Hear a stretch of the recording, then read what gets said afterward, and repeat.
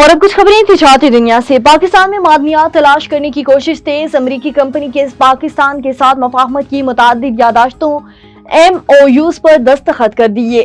امریکی سفارت خانہ کے مطابق US اسٹریٹجک مٹیریلز نے معدنیات کی مفاہمتی یادداشت پر دستخط کیے۔ یادداشت پر دستخط کرنے کی تقریب وزیر اعظم ہاؤس میں منعقد ہوئی۔ اس موقع پر field marshal Syed Asim Munir, deputy وزیر اعظم اسحاق ڈار، وفاقی وزراء بھی موجود تھے۔ ٹریڈنگ کارپوریشن آف پاکستان کی جانب سے 1 لاکھ میٹرک ٹن چینی کی درآمد کے لیے ٹینڈر کھول دیے گئے۔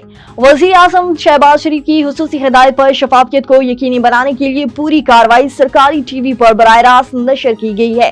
ٹینڈر کھولنے کی تقریب میں 5 کمپنیوں کے نمائندے موجود تھے۔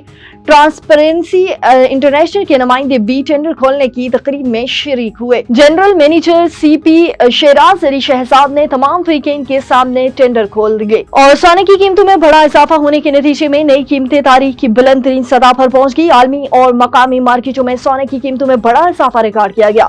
بین الاقوامی بلین مارکیٹ میں آج فی اون سونے کی قیمت $61 بڑھ گئی ہے، جس کے بعد نئی عالمی قیمت $3613 فی اونس کی بلند ترین سطح پر پہنچ گئی۔